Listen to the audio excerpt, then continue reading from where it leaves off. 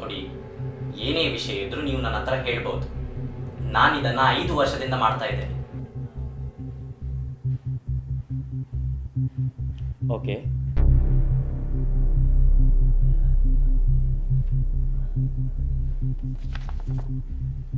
Okay.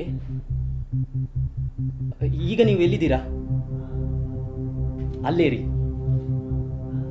ಮತ್ತಿನ್ನೊಂದು ವಿಷಯ, ಈ ವಿಷಯನ ನೀವು ಬೇರೆ ಯಾರಿಗಾದರೂ ಹೇಳಿದ್ದೀರಾ? ಇಲ್ಲ ತಾನೆ? Very good. ಈ ವಿಷಯ ನನ್ನ ಮತ್ತು ನಿಮ್ಮ ನಡುವೆ ಮಾತ್ರ ಇರಬೇಕು, ಬೇರೆ ಯಾರಿಗೂ ಗೊತ್ತಾಗಬಾರ್ದು.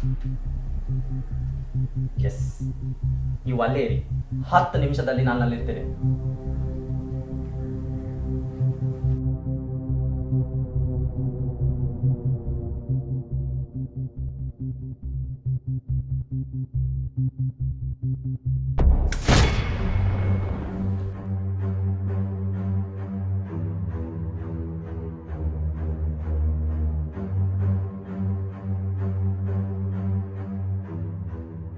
ನಮಸ್ತೆ. ನಮಸ್ಕಾರ.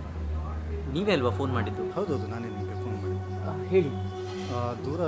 ದೂರದಲ್ಲಿ ಬಿದ್ದಿತ್ತು. ಅದು ಹತ್ರ ಹೋಗ್ಲಿಕ್ಕೆ ಹೋಗಲಿಲ್ಲ ನಾನು, ದೂರದಲ್ಲಿತ್ತು. ಸೊ ಹಾಗೆ ಟೆನ್ಷನಲ್ಲಿ ಏನು ಮಾಡಬೇಕು ಅಂತ ಗೊತ್ತಿಲ್ಲ, ನಿಮಗೆ ಫೋನ್ ಮಾಡಿದ್ದೆ.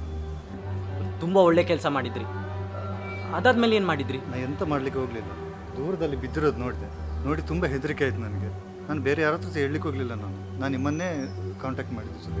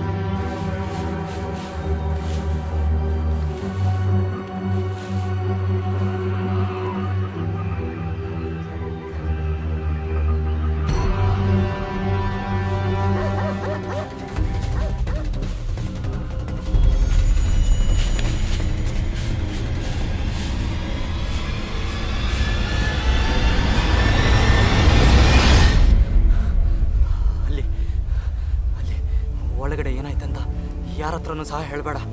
ಸರಿ, ಎಂಥ ಒಳ್ಳೆ ನ್ಯೂಸ್ ತಂದಿದ್ಯಾ. I am really proud of you.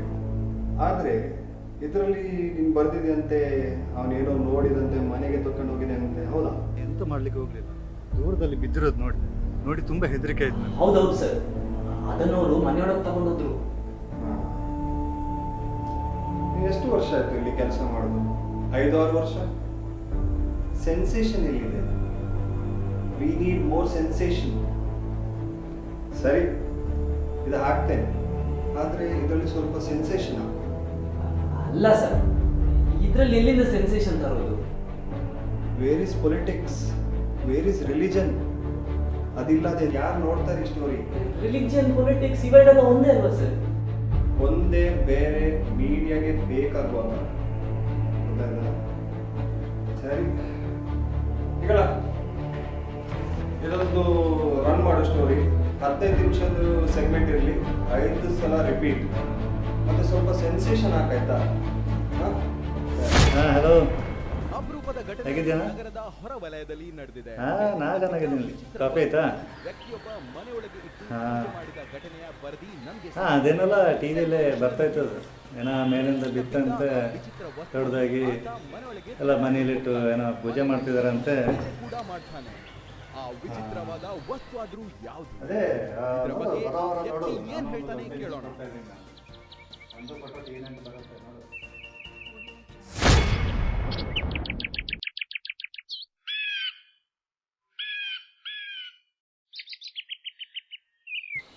ಓ, ಇದಾ ನೀನು ನೋಡಿದ್ದು? ಹಾಂ, ಇದೆ. ಏನು ಅಂತ ಗೊತ್ತಿದೆಯಾ ನಿಮಗೆ? ಮೊದಲು ಗೊತ್ತಿರಲಿಲ್ಲ, ಆಮೇಲೆ ಗೊತ್ತಾಯ್ತು ನನಗೆ. ಅದು ಈ ಪ್ಲೇನಲ್ಲೆಲ್ಲ ಕಕ್ಕ ಮಾಡಿ ಐಸ್ ಮಾಡಿ ಹಾಕ್ತಾರಂತಲ್ಲ ಅದಂತ.